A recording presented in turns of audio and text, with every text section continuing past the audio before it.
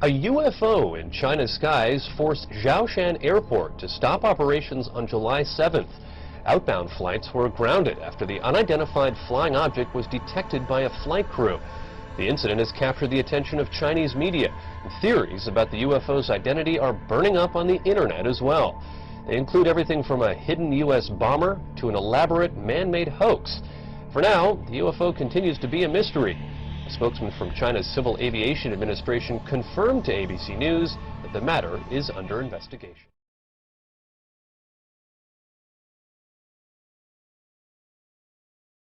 Some Chinese residents are on edge this morning after another apparent UFO sighting. It's the second one in 2 weeks. The first sighting was on July 7th, and an airport had to be shut down. All right, that's a UFO if I've ever seen one. Yeah, can you identify it? That's undeniable. The airport had to be shut down after people apparently saw twinkling lights above the airport terminal. 17 flights had to be diverted. The latest sighting happened just 2 days ago, and people say they saw 4 lantern-like objects forming a diamond shape in the air, hovering in the sky for over an hour. An aviation expert say they don't know what it was. It wasn't a plane.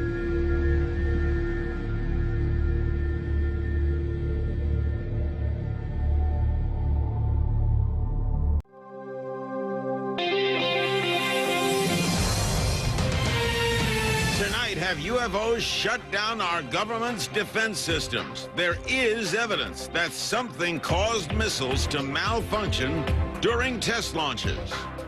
Former Air Force officers tell their incredible story about the film that was confiscated by the CIA. What was on it? And why don't officials want us to see it?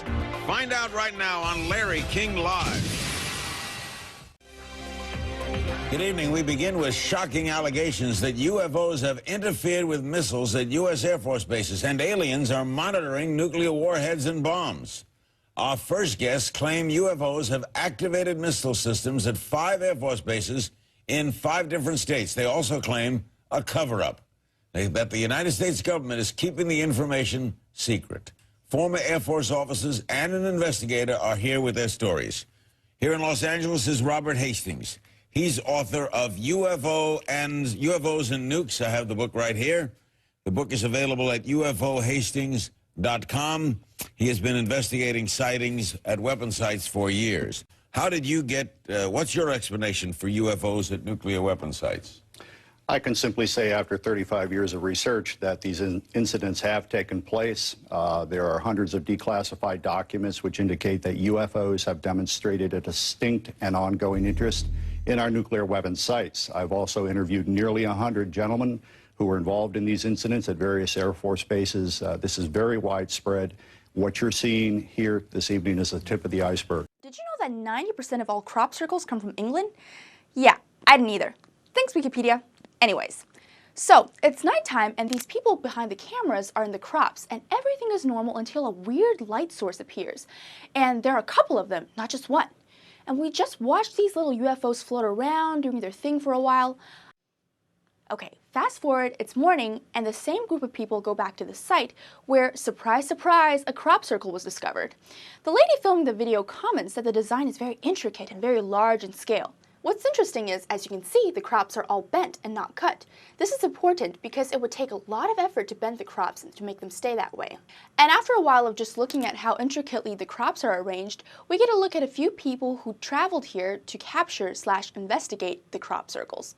Apparently, these circles are a local attraction. But seriously, check out these little knots. The final result looks like this, and as you can see, this is the photo corresponding to the footage because the lady who we saw in the footage is sitting right here. Definitely awesome. As he got up, he saw bright balls of light rushing over a wheat field below. He grabbed his video camera and pressed record.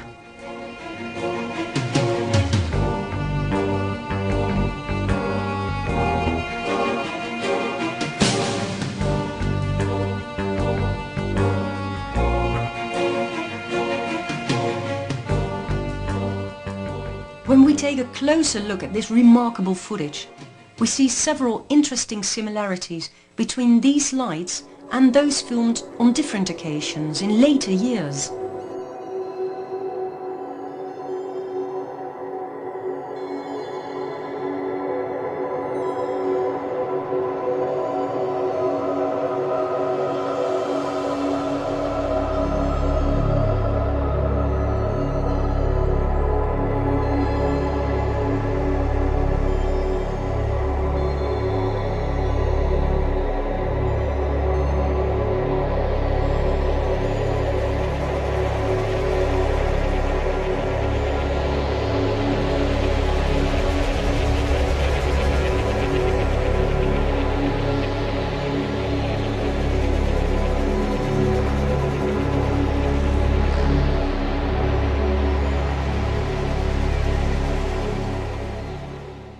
Approaching this interview, I would like to do it from a more journalistic point of view and also speaking with the people's voice. So I would like to begin this conversation by asking you a very simple but also very important question. Does UFOs and otherworldly beings from different planetary systems or dimensions, possibly, do they exist? And what makes you so certain of that?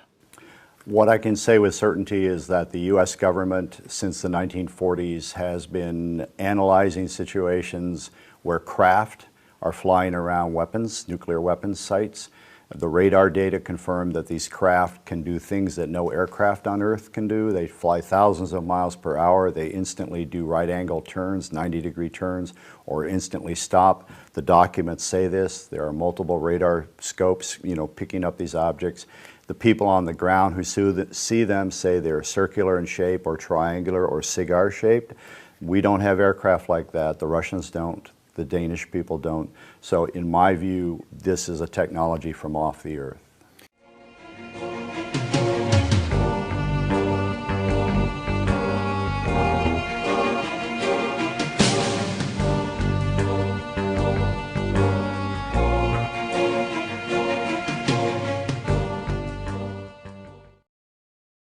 Bob Salas is a former captain, U.S. Air Force Base. At the U.S. Air Force. He was at Malmstrom Air Force Base in 1967, where there were claims a UFO caused missiles to malfunction. He's co-author of Fated Giant. My name is Robert Salas. Contrary to what it says on the card, I was not a lieutenant colonel in the Air Force. I was in the Air Force active duty after I graduated from the Air Force Academy in 1964 until 1971 and separated as a captain. In March of 1967, I was stationed at Malmstrom Air Force Base, Montana, as a missile launch officer, Minuteman missiles. On an early morning of March 16th, 1967, I got a call from my security guard, primary security guard upstairs.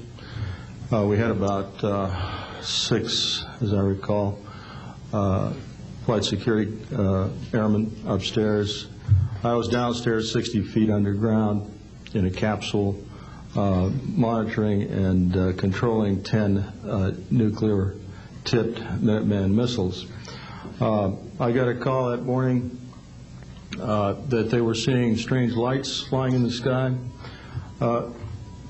I disregarded that call, told them to call me when something more significant happened. I got another call subsequent to that call, and this time it was a more intense tone in the guard's voice. It was very clearly very frightened. He said there was a bright, glowing red object hovering outside the front gate. It was oval-shaped. He had all the other guards out there with their weapons drawn. Right after that call, I woke up my commander, who was on a rest period, Fred Mywalt, a retired colonel now, and told him about the phone calls. As I was telling him about the phone calls, my weapons started going down, one after the other. They went into a no-go condition, what we call a no-go condition. They were unlaunchable. We lost somewhere between 6 and 8 weapons that morning within minutes of having received that second phone call of a UFO hovering outside the front gate. Again that morning, after reporting it to the command post, we were informed that a very similar incident happened at Echo Flight. I was at Oscar Flight. They lost all 10 of their weapons under similar circumstances, very similar circumstances, where UFOs were sighted over the launch facilities. They had maintenance crews and security crews out there that had spent the night, and they were reporting UFOs over those sites. And the commander of that flight was Eric Carlson. He also separated as a captain, and the deputy commander was Walt Fiegel. He retired as a lieutenant colonel. Bob Jameson is with us, former U.S. Air Force officer. He was at Maelstrom as well in 1967, and he says his superiors told him UFOs caused the malfunctions. And in Peoria, Illinois, is Dr. Bob Jacobs, former First Lieutenant U.S. Air Force, former U.S. Air Force photographic instrumentation officer. A UFO showed up on film that he shot in 1964 at Vandenberg Air Force Base, and that was later confiscated by CIA agents. Bob Jacobs, where were you? What were you filming, and where were you? I was officer in charge of optical instrumentation at Vandenberg Air Force Base from 1963 to 66. And our job was to photograph with high-speed instrumentation every missile launch from Vandenberg going down the test range. They wanted to find out if we could figure out a place to put a telescope where we could get a side view of the missile so that we could see all 3 stages of powered flight. So I went up to Big Sur, California, up on a U.S. Forest Service road on Anderson Peak, and I installed a telescopic sight up there. The Air Force flew in a huge catadioptric telescope from the Cape. It was built by Dr. Walter Manning at Boston University. They put the telescope up there, and with that thing, which had a focal length of 2,500 inches, we photographed an Atlas missile raising up out of the fog cover and flying down range. We got all 3 stages of powered flight, and as the dummy warhead and the package flew on down range, we were all celebrating the fact that we had seen the thing and accomplished the mission.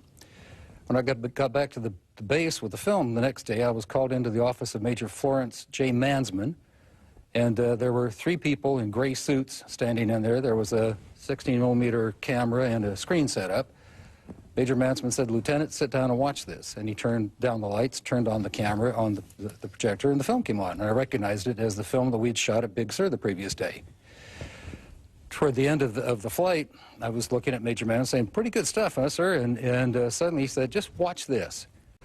Everything was flying along, and suddenly, in the same direction this stuff was flying at about 8,000 miles an hour, an object came into the frame, shot a beam of light at the warhead, flew up to the top, shot another beam of light at the warhead, flew around the direction it was flying, shot another beam of light at the warhead, flew down, shot another beam of light at the warhead, and flew out the same way it came in. Major Mansman said to me, "What was that? Were you guys screwing around up there?" I said, "No, sir." And he said, "Then tell me what that was." And I said, "We got a UFO." And he said, "Lieutenant, you are never to speak of this again. As far as you're concerned, this didn't happen." Hold on, guys. I'll be right back. I got to take a break. Okay, that's weird.